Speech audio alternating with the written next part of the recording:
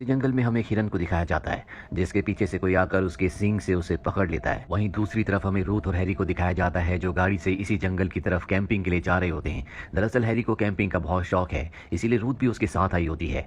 पिछले 6 सालों से दोनों के दोनों रिलेशनशिप में हैं, एक दूसरे से बहुत प्यार करते हैं। अब उस जंगल तक पहुंचने से पहले एक जगह लंच करने के लिए रुकते हैं जहां पर एक बच्चा इनके पास आता है और कहता है कि तुमने आसमान से उस रेड स्टार को गिरते हुए देखा। ये दोनों उसकी बात पर ध्यान नहीं देते, उन्हें लगता है कि ये छोटा बच्चा है, ये ऐसी कुछ मनगढ़ंत बात कर रहा है। अब इस जगह से निकलने के बाद ये दोनों के दोनों अपनी हाइकिंग शुरू करते हैं। इस जगह का नाम होता है रेड रिज ट्रेल।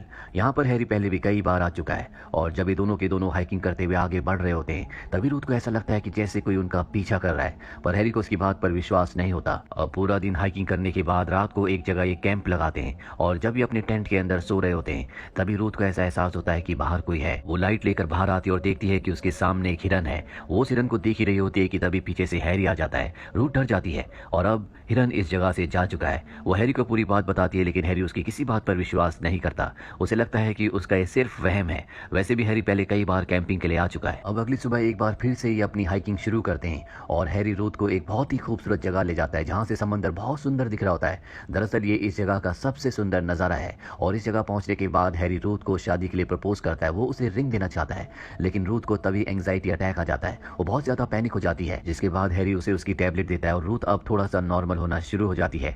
दरअसल रूथ अभी इस चीज के लिए तैयार नहीं है, इसीलिए उसने हैरी के इस प्रपोजल को एक्सेप्ट नहीं किया। अब इनके पास वापस जाने के अलावा कोई भी रास्ता नहीं है, इसीलिए वापस जाने के लिए निकल पड़ते हैं। रात होने पर एक बार फिर से एक जगह अपना टेंट लगाते हैं और जब सुबह रूथ उठती है तो देखती है कि वहां पर हैरी नहीं है। दरअसल उसने उसके लिए एक नोट छोड़ा होता है कि वो वॉक के लिए जा रहा है ताकि उसका मूड नॉर्मल हो सके और जल्दी वो वापस आ जाएगा। अब यहाँ पर रूथ अकेली है, इसीलिए वो अपने डॉक्टर को कॉल करती है लेकिन इस जगह पर कवरेज नहीं होता। वो कवरेज लाने के लिए इधर उधर घूमना शुरू कर देती है। डॉक्टर को कॉल भी लग जाता है लेकिन वो उससे बात किए बिना ही फोन को डिस्कनेक्ट कर देती है और तभी वो देखती है कि पेड़ के नीचे एक हिरन मरा हुआ है। उसके ऊपर ब्लैक कलर का अजीब सा सब्सटेंस होता है। ये सब देखकर रूथ को बहुत अजीब लग रहा होता है क्योंकि रात को उसने इसी हिरन को देखा था। हैरी भी अब यहाँ पर आ जाता है जिससे रूथ को शक्ति मिलती है, हिम्मत मिलती है। वो हैरी को बताती है कि रात को मैंने इसी हिरन को देखा था। हैरी उस हिरन के पास जाता है और रूथ से कहता है कि इस जंगल में इस तरह के पता नहीं कितने हिरन होंगे, इसीलिए हम इस बात पर श्योर नहीं हो सकते कि रात को तुमने इसी हिरन को देखा था।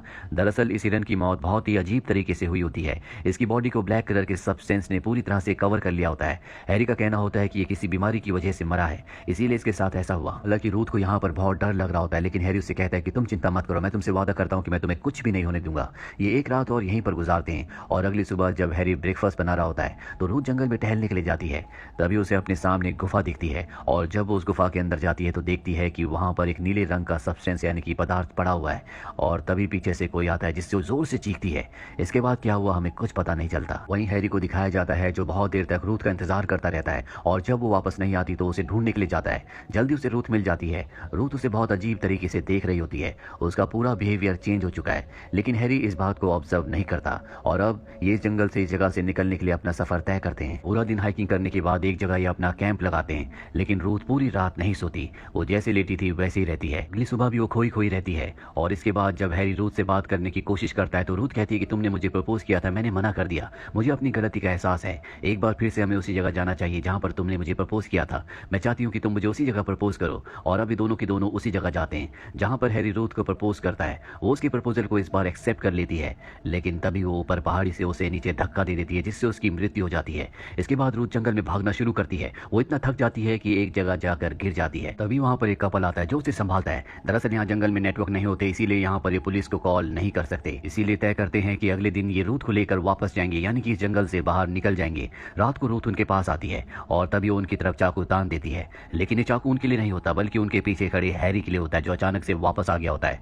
हैरी को देखकर वो डर जाती है और उस जगह से भागना शुरू कर देती है। हैरी उस कपल को मार देता है जिसके बाद वो रूथ की तरफ बढ़ता है और अब रूथ के सामने आकर वो कहता है कि तुम्हें सब कुछ कैसे पता चला। रूथ बताती है कि जब मैं उस गुफा में गई थी जहां पर वो नीले रंग का पदार्थ था तो मैंने वहां पर हैरी की डेड बॉडी को देख लिया था जिसके बाद मैं समझ गई थी कि जो हैरी मेरे साथ है वो असली हैरी नहीं है। दरअसल रूथ के सामने जो इस वक्त हैरी होता है ये कोई हैरी नहीं बल्कि एक बहरूपिया है। इस कहानी की शुरुआत में आसमान से जो लाल रंग के ऑब्जेक्ट को धरती की तरफ गिरते हुए दिखाया था उसमें ये एलियन आया था जो कि बहुत ही अजीब स्पीसीज है जो किसी के भी रूप को धारण कर सकती है। साथ ही वो किसी की भी फीलिंग्स को, उसकी यादों को अपने दिमाग में स्टोर कर सकती है। और रूथ इसीलिए पूरी तरह से शांत हो गई थी क्योंकि उस गुफा में जाने के बाद उसे पता चल चुका था कि जिस हैरी के साथ वो है वो हैरी नहीं है जिसे वो प्यार करती है। इसीलिए रूथ ने उसे ऊपर से धक्का देकर मारने की कोशिश की थी लेकिन अब भी ये जिंदा है।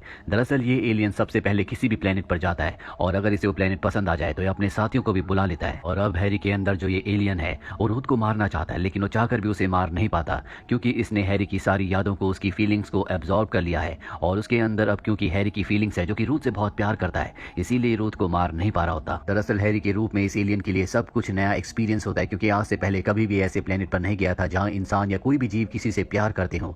ये फीलिंग्स इसके लिए नहीं है, जिसे एंजॉय भी कर रहा होता है। और अब रूथ को ये बीच के पास ले जाता है जहां पर इसका स्पेसशिप भी होता है जो कि एक बलून की तरह होता है। ये एलियन रूथ से कहता है कि जल्दी यहाँ पर मेरे जैसे और भी मेरे साथी आने वाले हैं, जिसके बाद वो इस पूरे प्लेनेट को खत्म कर देंगे। मैं चाहता हूँ कि तुम मेरे साथ चलो क्योंकि मैं तुमसे प्यार करता हूँ।